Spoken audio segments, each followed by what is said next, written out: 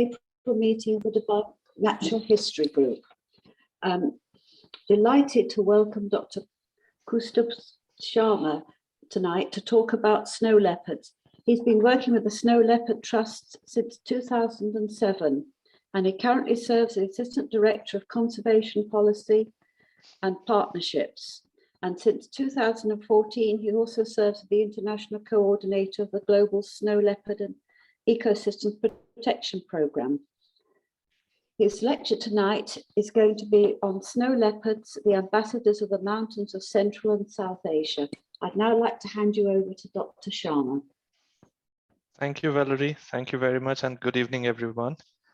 Thank you for joining us on a Sunday evening. I believe it's just started to become a holiday out there.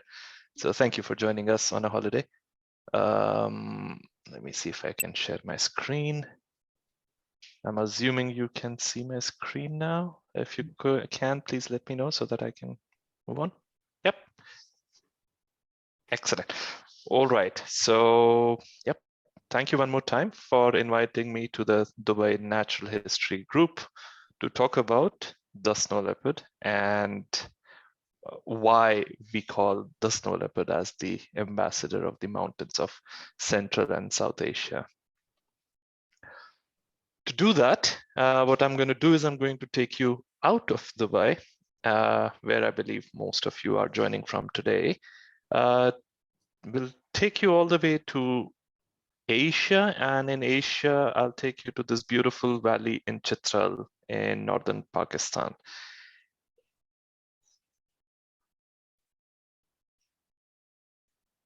Now, so the reason I'm going to do that is because I would like to share with you the story of Bayad-e-Khoshar.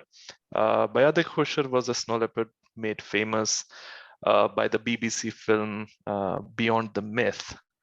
And she was a special snow leopard who would spend a lot of time just being visible to people and almost breaking the spell of being the ghost.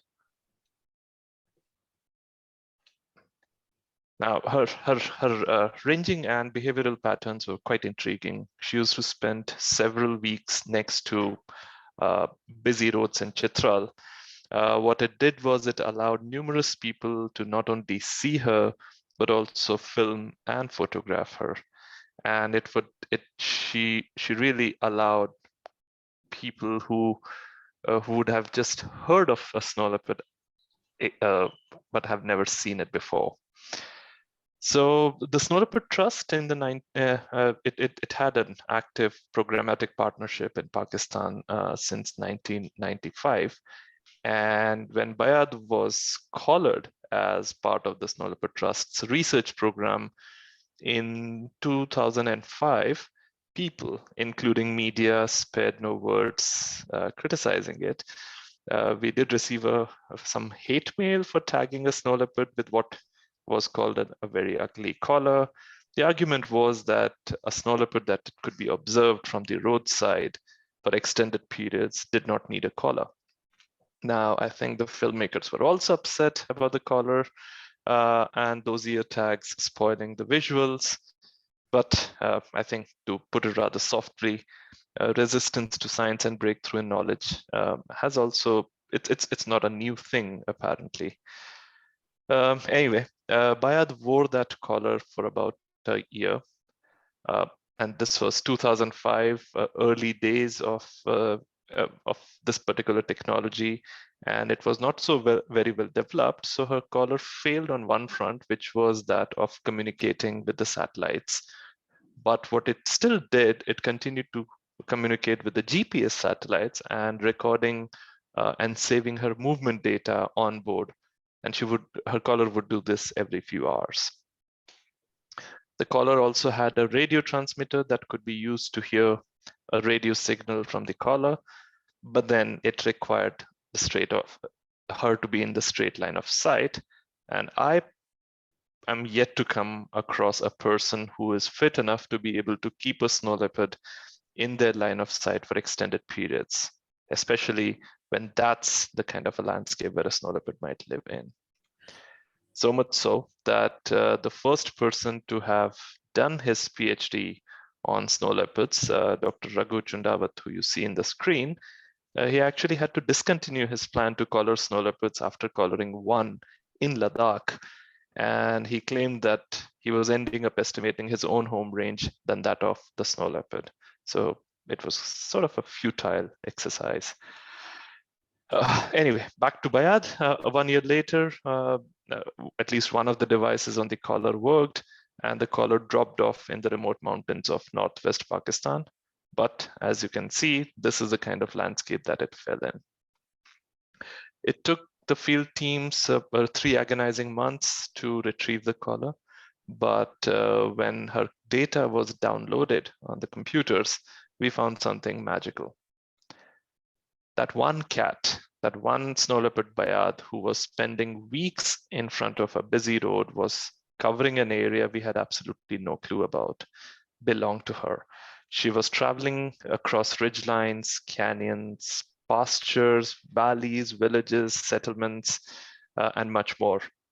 What we realized, what we found with her data was that she was ranging across 1,400 square kilometers. Not just that, she was regularly crossing the border to go to Afghanistan and back. Bayad was one of the first snow leopards to tell us that we needed landscape level conservation approach, and that we needed to look at beyond what we call as human-made boundaries. Just give me a second, I'll set the, okay, I think it, you guys are seeing the animations all right, or are they jarry? I believe they should be fine. It's good. Okay, excellent, thank you. Right, so yeah, so Bayad is not the only snow leopard to have done that.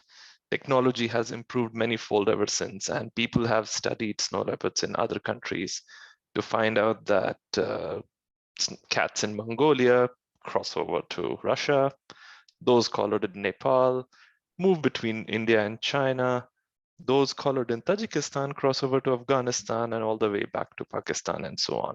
So we have over the years realized that as a species whose 1/3 of the distribution range is within 100 kilometers from international borders, snow leopards move between countries without the need of passports or visas. Of course, as long as those borders are not fenced. And that's one of the reasons why we call the snow leopard as the real ambassador of the transboundary cooperation in Asia's high mountains. Now, let's dive a little deeper and take a look at what makes snow leopard a snow leopard. And to begin with, it's a species that thrives in what is known as one of the world's most hostile and treacherous mountains. It is an evolutionary marvel that is almost custom designed by evolution to survive in these vertical cliffs and with thin oxygen and extreme temperatures. I'll just give you an example. A recent publication investigated just how the forelimb of a snow leopard has evolved with functional adaptations. It examined the way these adaptations balance demands of headfirst descent, pouncing, climbing across rocky terrain, restraint of large prey, rapid pursuit, and navigating deep snow. Now, be it the small bony clavicle providing greater stability to the forelimb, or the broad and fleshy intrinsic muscles of the palmar manus, which is the palm or the paws, just to enable them to walk on soft snow. Every element of just its forearm is as if adapted to rule the world's highest mountains of Central and South Asia. Now, snow leopard also wears an invisibility cloak that makes it invisible to the eye. For instance, you all should be able to see an ibex at the lower left corner. That's one of the primary snow leopard prey. But this ibex, whose life depends on its ability to spot the snow leopard, has absolutely no clue where the snow leopard is. And to not spend too much time on this image, let me just show you where the snow leopard actually is. But do notice where the ibex is looking at, and that's where the snow leopard is. So clearly this ibex has absolutely no clue where the snow leopard is, and this is what gives the snow leopard the name. It's the proverbial ghost of the mountain. Okay, just to give you an opportunity to try and be an ibex, do have a look at this picture. And this picture is special because it's one of the oldest spot the snow leopard pictures ever taken in the wild. This was photographed by Dr. Chundawat, whose picture I showed earlier, in 1986 in Ladakh. Now, I'll leave you guys with this picture for about 30 seconds. Try to look at it closely and spot the snow leopard. If you see one, please do pat your back, as you probably do qualify as an ibex that lives. Else, you need a little more training.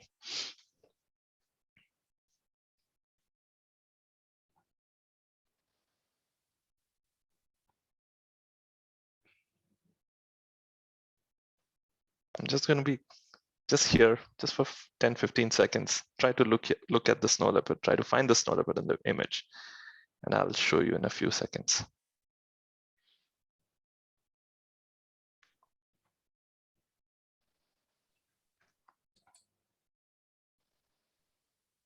Okay, that's where it is.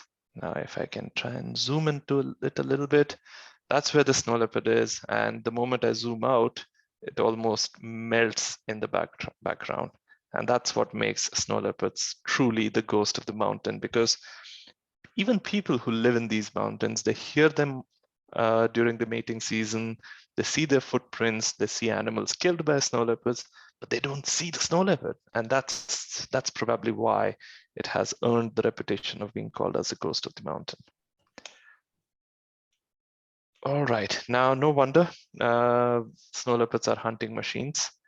What you're seeing here is the movement pattern of one snow leopard hunting ibex at almost clockwork periodicity. So the ibex that you see appearing are the kill sites where the snow leopard has made those kills, and the moving line in the map is the data of one snow leopard. What you see below is the distance moved as days progress, and this is how we are able to predict when they may have made a kill, and then the teams go and check whether there's a kill or not. To top it all, this particular animation is of a particularly special snow leopard, which we call One Eye, because it has one eye, and it was injured a few months after we started following her, but she continued to be an ace ibex slayer. Her hunting prowess is a testimony to the incredible adaptation of snow leopards to thrive in these incredible mountains. Now, it is probably such high level of skill that a snow leopard must develop before moving to independence and moving about hunting and surviving in these mountains, which also probably makes them mothers, the snow leopard mothers, the most enduring mothers and teachers among all cats. Now, yes, the cubs are incredibly cute, but they also are very demanding. And for all the mothers out there, they have to invest a lot of time and resources on cubs. And the sooner the cubs become independent, the sooner the mother is able to go back to doing things the way she is. And if you see the graph here, the straight line here, you'll notice that even though snow leopards are smaller than most of the big cats, the mother snow leopards take care of the cubs for a period which is much longer than any other cat does. In other words, if I can just reorganize it in a way that I put the age until when a mother tends her young on y-axis, and I put body weight on the x-axis, every other species seems to have to follow a predictable pattern where age at which cubs wean is related to the body weight of the cat species. Only the snow leopard tends to be an outlier to this otherwise predictable pattern. Anyway, snow leopards live just above the tree line, which means they live at a fairly high altitude, but they also live below altitudes that are permanently frozen, because above those altitudes there's no prey, and hence it's of no value for a snow leopard to be distributed above those altitudes where you have permanent snow. Well, most of us know the North Pole and the South Pole. The Arctic Circle, where you find the polar bears, is the North Pole, and the cute little penguins represent what we know as the South Pole. But our little blue planet in the solar system also has a third pole, which is situated in Asia's high mountains. This region that you see encircled here stores 7,000 trillion liters of the planet's fresh water. It is home to 14 of the world's highest peaks and more than 100,000 square kilometers of glaciers. And no wonder why it gives birth to several rivers that have mothered some of the richest of the world's civilizations for millennia. In fact, even today, if you look at the region, it nurtures some of the world's most populated regions. Of course, it also, as you see here, it represents 12 countries, and this priceless region provides several services in addition to water. For instance, it sequesters carbon, determines weather patterns across many regions that, as I mentioned, have flourished over the years with human civilization. But snow leopards are found in these 12 countries, which are restricted to Asia, starting from China, Bhutan, India, all the way till Kazakhstan, Uzbekistan, and up till Russia. So whether it's the head of a country or a taxi driver, one of the first questions they ask is, how many snow leopards are there? Sadly, our best estimates as of now are still guesstimates. And it is believed that there are probably as few as 3,500 snow leopards left in the world. Just to give it a relative perspective, imagine if a snow leopard was a grain of rice, the entire world's snow leopard population would fill half of this cup. Now, to compare that with humans, imagine if each person is again a rice grain, the people of this entire world will fill up 700,000 such cups. Now that is so many people and so few snow leopards. So why are there so few of them? Let's spend the next few minutes exploring threats faced by snow leopards and their unique mountain habitat. A recent report by Traffic predicts that up to one snow leopard is likely being killed to unnatural causes every day. In fact, IUCN, also the World Conservation Union, classifies snow leopards as vulnerable to extinction. And to begin with, all threats faced by snow leopard populations today are human-induced. These do include illegal wildlife trade driven by the desire for wearing or gifting something exotic, or owning something that adds to your status symbol. Incidentally, unlike most other species like the tiger and rhinoceros, illegal trade in snow leopards has multiple destinations across the world, be it Middle East, the Americas, Europe, West Asia, Central Asia, or East Asia. Most snow leopards are killed opportunistically or in retaliation, which is why the illegal wildlife trade is believed to be supply-driven than demand-driven.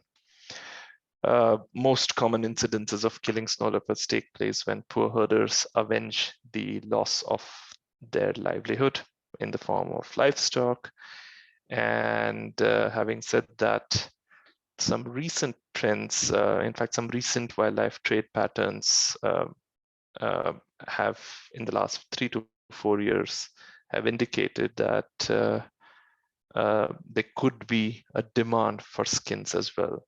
Now these wildlife trade patterns are dynamic, and the 2 or 3 skins that have been confiscated by authorities in different countries over the last 3-4 years have indicated that these could possibly be custom prepared in a certain way that points towards demand from some Middle Eastern countries as well.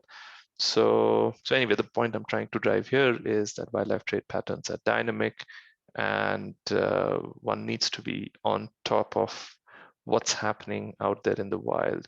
For instance, a few years ago, we've suddenly started to hear incidences of trophy hunting of snow leopards, even though snow leopards it's illegal to kill snow leopards across all the countries where they're found. Talking about trophy hunting of ungulates, legal trophy hunting of ungulates can be an excellent conservation tool. But the problem is few countries, in fact, few places in the world manage it very well. And in most places, mismanaged overhunting of ungulates leads to reduction in snow leopard prey, which effectively suppresses their populations as well. Now, we all need infrastructure and economic development. The problem is that when poorly planned, any infrastructure not only adds avoidable risks to the investment, but it also leads to massive destruction of to habitat and biodiversity. Now, given the remoteness of its habitat, infrastructure development or poorly planned infrastructure, to be very specific, was not even considered a threat 15 years ago. But now it is one of the most serious threats posed to snow leopards. How does it work? Poorly planned infrastructure is guilty of irreparably destroying habitats at unprecedented scales. For instance, what you see here is mining, destroying mountains, and unlike forests, mountains cannot grow back. They're also being a source of direct mortality to wildlife in the form of road kills. Now, nobody could have imagined snow leopards to be a fatality to road kills, but this is a recent image from a remote area where a road was recently constructed. In fact, a road was recently metalled, and which allowed cars to move at much faster pace than they would otherwise drive at. And one casualty, as you can see right here. So, well, as if the existing list of threats were not enough, there's a recent policy advisory based on research, published research that reports that people, livestock, and wildlife living in the mountains of Central and South Asia are far more vulnerable to emerging infectious diseases than earlier believed. And of course, we cannot talk about threats to snow leopards without mentioning climate change. However, climate change is not a threat, but a mother of all threats to snow leopards. The reason we call climate change the mother of all threats is because it is interacting. Earlier, we were saying it will interact. Now we've changed our narrative. It is interacting. We say that it is interacting with every other threat that snow leopards are facing, making it worse by a variable degree. Now let's take a slightly closer look here. What you see here are the temperature zones across the planet over the last nearly 100 years. Now, we know temperatures are changing globally. In the map, white denotes normal temperatures. Higher than normal temperatures are shown in red, and lower than normal temperatures you can see in blue. What you're seeing in the last 20 years, not even a long period of time, is an unprecedented change, unprecedented warming, overall warming. Now, talking about the snow leopard, it survives between -40°C and +40°C in different parts of its range at different periods of time, let's say. So what it may probably make it is less likely less sensitive than a coral reef to survive temperature variation over the short term. However, what will affect snow leopards is how humans respond to these changes induced in the form of extreme events, forced changes in livelihood options, and hence greater interaction and lower acceptance. Just have a look here. Now, this is a satellite image of a glacier from Kyrgyzstan where I am, and actually it's not even 50 kilometers from where I am right now. What you see here is an image from August 1994. And if you look at it, the glaciers have retreated by more than a kilometer in the past 25 years. What it's going to lead to is severe problems with the availability of something as basic as water, whether it's for agriculture or drinking or other uses. Now, we all know that climate change is increasing the frequency of extreme events, which interacts with people's well-being and hence tolerance to wildlife. Now, if you look at all the threats faced by snow leopards and its ecosystem across its range, each of these threats are effectively interacting and amplifying, are interacting with climate change and getting amplified. Hence, I mentioned it as the mother of all threats. Now, just to give you another intriguing perspective, we know glaciers are already melting at an unprecedented rate. We just saw an image. Imagine what pathogens these glaciers, which have remained frozen for millennia, are going to bring down with them. Now, with people getting pushed closer to remote areas due to unpredictable and rapidly changing weather conditions, climate change is going to lead people to more conflict with snow leopard as a direct consequence, which, coupled with poorly planned infrastructure, is going to drive up poaching and illegal wildlife trade as well. So there's this awful convergence of infectious diseases with linear infrastructure development in what used to be once inaccessible habitats, and then they're interacting with illegal wildlife trade, and of course, all's happening in the aegis of climate change. So it just wanted to highlight how threats to biodiversity are often very closely connected to each other and hence interactive rather than linear and straightforward predictable. So just to add, these threats do not only affect snow leopards or biodiversity, they have a cascading impact on us, our well-being and our livelihoods as well. I'll just give you one more example. This is Kaneki. Her family lives in the Tian Shan Mountains and makes a small income of nearly $2,500 per year. But if I tell you that Kaneki and her family receives ecosystem services such as water, fodder, fuel, and several other commodities whose market value is, let's say, about $18,000, she gets it all from nature, free of cost. That will surprise you. Now, where does she get this from? And I'll just show you one more example here. Now, although the numbers look startling, here's a slightly more practical, pragmatic example.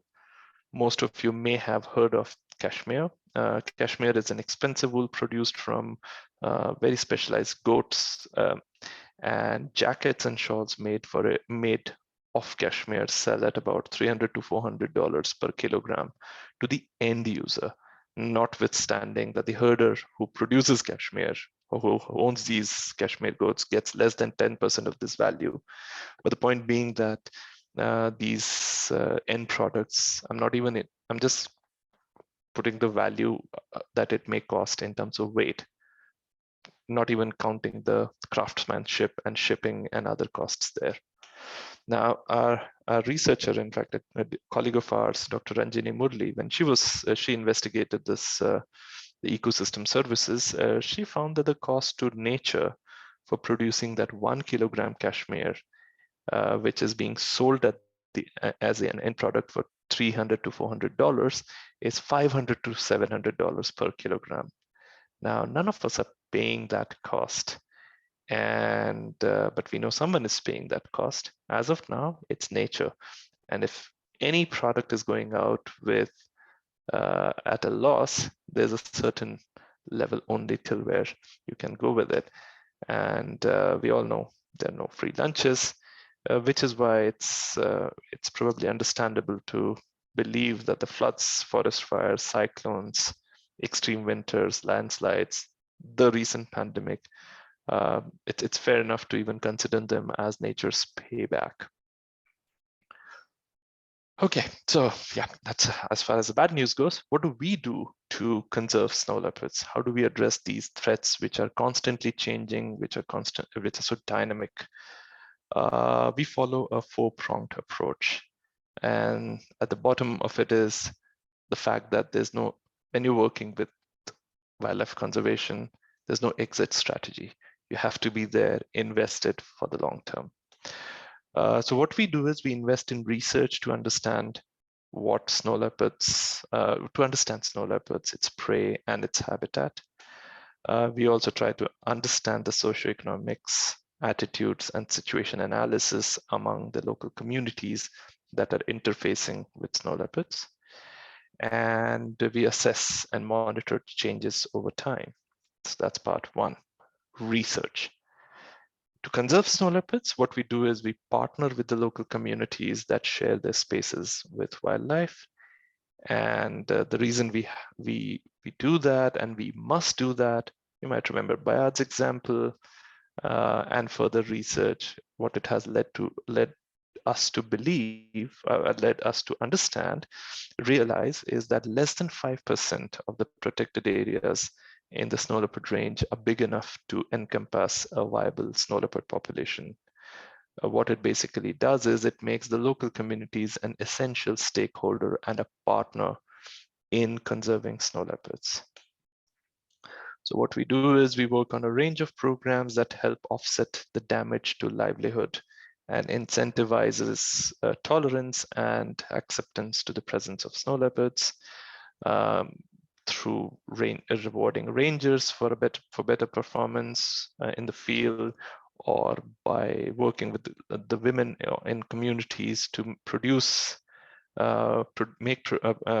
handicraft produce, which are sold in the international markets, and return all the profits if they are able to protect areas that they have defined by themselves. So that's the conservation part. Now we do learn, which is research, and we conserve, but it's easy for this connection, for its connection with the snow leopards to be lost. And to maintain the conservation connection and build a broader constituency for snow leopards, we do work with the wider audience, be it children, women, local communities, as well as international audience such as yourselves, in building awareness and imparting education about the plight of snow leopard. I mean, at the end of the day, let's admit it. Snow leopards cannot vote for if there's a policy coming, or if there's an investment going in an area which is going to be detrimental to their habitat. It's the people who are able to take action and lobby for them. So in other words, we're trying to work to develop a constituency for snow leopards. At the end of the day, anybody from any profession, be it any profession or any country, can make a difference by making the right choices, be it switching off an extra light bulb or avoiding, in fact, reporting someone selling illegal wildlife products. Everyone can and does play a very important role in conserving biodiversity, not for someone else, but for ourselves. So far so good. We can learn through research, we can conserve through building partnerships with communities, we can educate through various means, but these are at best localized, small-scale efforts. conserve a species that is distributed across 2 million square kilometers, you might remember I showed you earlier, and 12 countries, what we need is to scale all of this research, conservation, and education plan into policy. And from 2013 onwards, we are a close ally in a unique initiative led by the Kyrgyz government, which is called the Global Snow Leopard and Ecosystem Protection Program.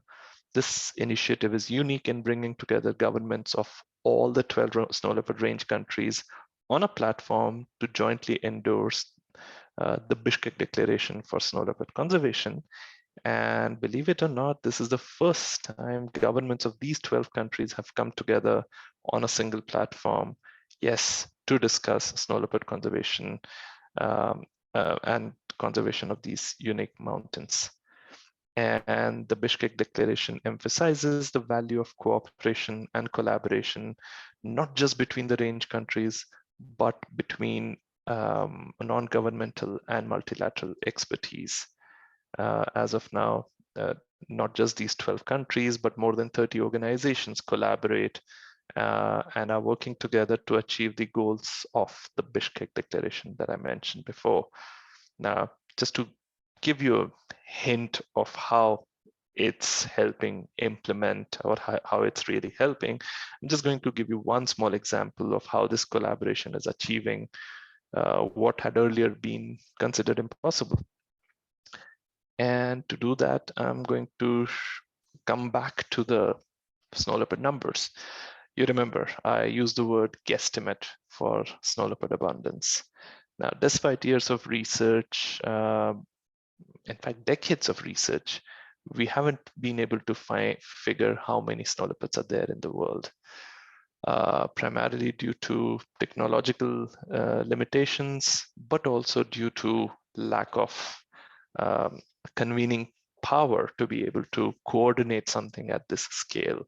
2 million square kilometers is not a small area. 12 countries is not a small number of countries to work and coordinate an activity in. But here, through an enormous collaboration, the population assessment of the world's snow leopards, in fact, if you make it short, you can call it PAWS. It's coordinating efforts across 12 countries to not only estimate how many snow leopards are there, but also identify, where they are and what are the key threats that their populations face. The initiative relies heavily on capacity building, training, and scientific innovation to deliver what we hope could be the first ever statistically robust global, regional, and national snow leopard estimates. And a testimony to this success has been can be seen from a mere 2% of the snow leopard range being covered by reliable methods in 2017, and the number growing 400% from 2% to now roughly 10% of the snow leopard range is covered with PAWS compliance surveys. And given the design, statistical design, and robust methods being used, hopefully with a little more effort, we might be in a position to provide the global estimates in a year's time. Now, sharing of best practices and experiences and constant access to expertise across international borders has allowed this PAWS initiative to help improve our knowledge so that it can lead to informed decision-making. And I'm not exaggerating, but none of this would have been possible had it not been this global platform and coordination which allowed us to make this effort. In fact, it allowed us to even consider that this could be remotely possible. So with that, I'd like to thank you all once again for enduring me for this rather longish talk about snow leopards. I'll be happy to answer any questions if you have. And in case I'm unable to answer any of your questions, please still reach out to us and we will be able to connect you to the other experts from our team to answer those questions that I may not be able to answer. Thank you.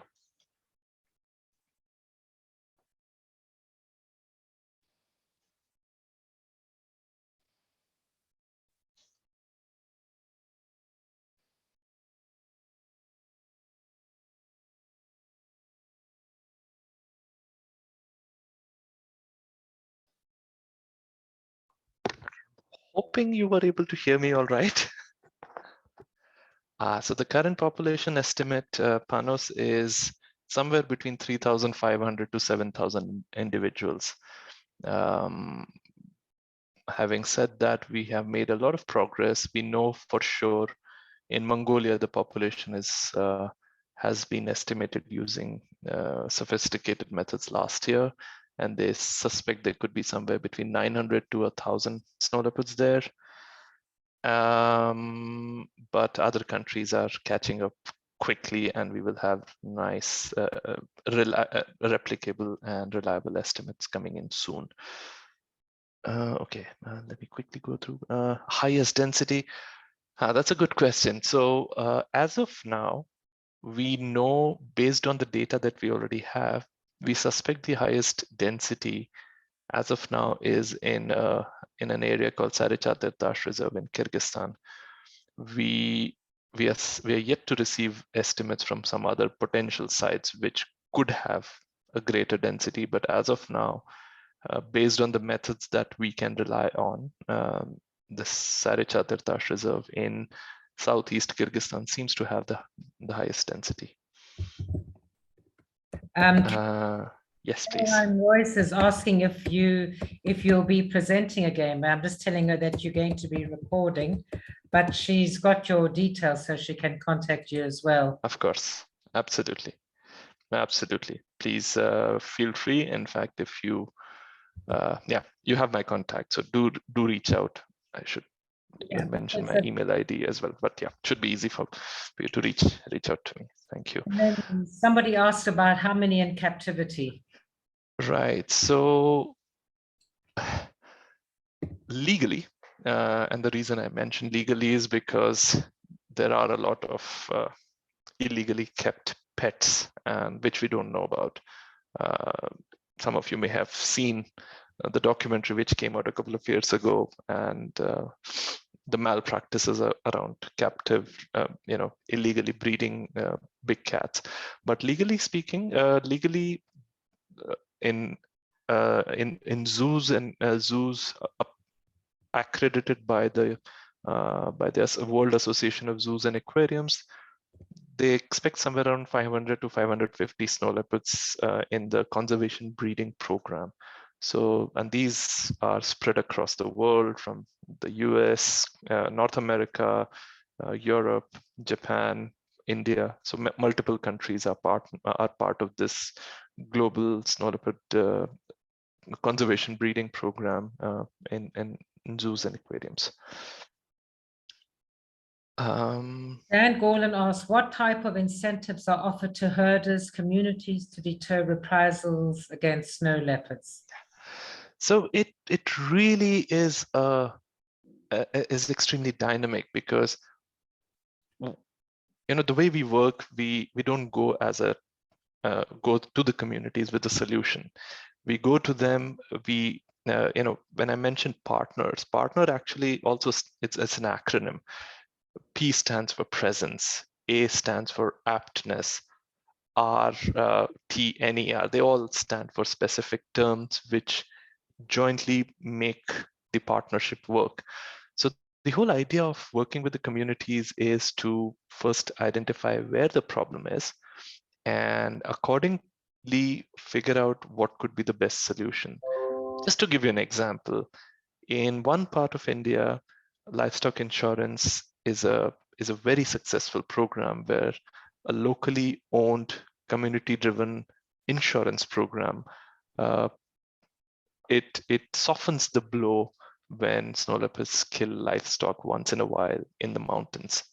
The same program completely would fail if it would be copy-pasted in another community where the threat is slightly different. The snow leopards do not hunt livestock or do not kill livestock in the pastures, they come in the corrals and kill them there. So if you do insurance in a corral, then in one night, your entire insurance premium will be exhausted, because once a snow leopard gets into a corral, they get into this killing frenzy and can kill up to 30, 40, even 60 livestock in a night. So in those communities, then we work with them to create predator proofing of corrals.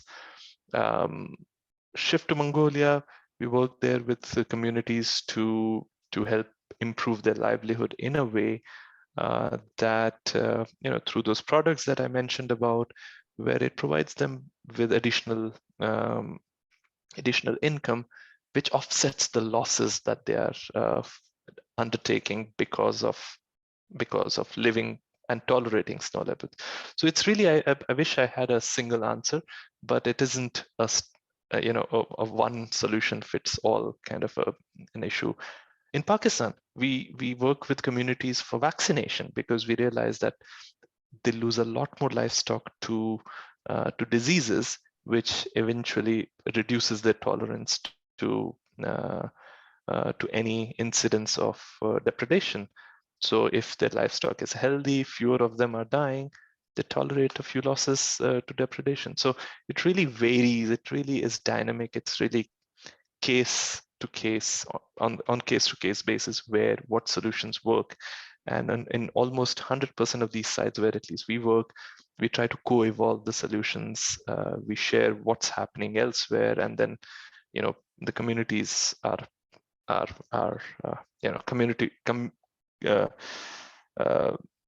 joint wisdom of a community is always bigger than what any of us can individually bring in.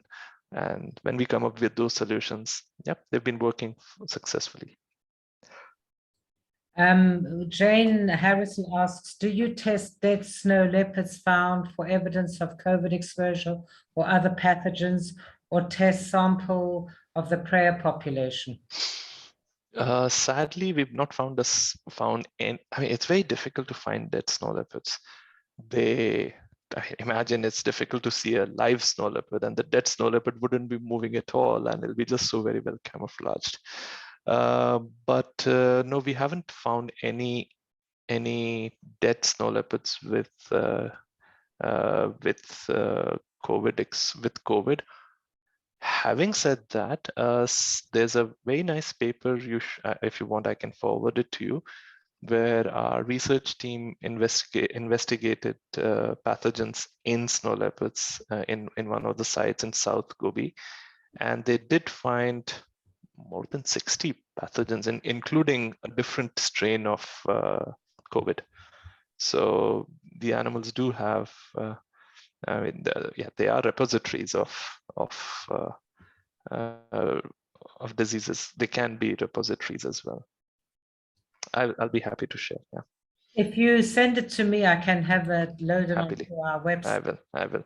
In fact, you must. I must also share the policy advisory that I talked about, which talks about the greater risk the region faces to zoonotic diseases. Even that has some very interesting assessments and predictions. So yeah, and that also mentions this other research that I was talking about.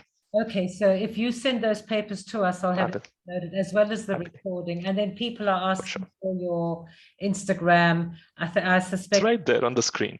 It's on the screen. I suspect that some people don't have access to the screen. They might just be watching. I don't know. Okay. So my Instagram is KOUSTUBHSHARMA. My name with no spaces, no numerics is my Instagram account. On Twitter, it's the same thing. Just there's an underscore between my first name and the second name. But if you search, you'll find there are not many Koustubhs working on snow leopards. Okay. I think that's all. I'm going to bring Valerie in, and let's her just, we'll just call her an end. Sure. Well, Dr. Sharma, thank you very much for a brilliant lecture. Wonderful, wonderful film and everything. Really enjoyed it. Thank you. Informative. Thank you Thank very you. much indeed. And I'm Thank you sure so much, everybody Valerie. Thank agrees you. with me. Yeah, and from Thank my you for end, giving me the opportunity. Thank you. Well, and then from my end, thank you very much as well. It was, as you can see from the comments which you're reading yourself, it's really been really well received. So Thank you. um, Thank you. I think there's some people still trying to come in, but it's a bit late. But there will be a recording for those who have not managed to come in. I will be sharing the recording, and we're going to be uploading it onto our website. Sure. Thank you. Thank you And so then much. I think one of your colleagues, Dr. Gabia, I think he might have been having some connectivity issues, so I'll be sharing the talk with him as well. Sure. Okay, so I don't know if there's anything, anybody, I think we've got everything. Well, great presentation. Thank you for your efforts of saving these beautiful animals, beautiful creatures. Thank you, learned so much. So we're getting some really fabulous and positive feedback, which I think will be continue to be enjoyed once we load your presentation onto our website. yes. So again, many thanks for your time. I really appreciate it. Thank you very much. Thank you for Thank having you me. very Thank much you. again. Such a pleasure. Brilliant. Very nice talking to you all. Thank you. Thanks. Bye-bye. Thank you. Be well. Good night, everybody. Good night. Night. Good Good night. night. Night.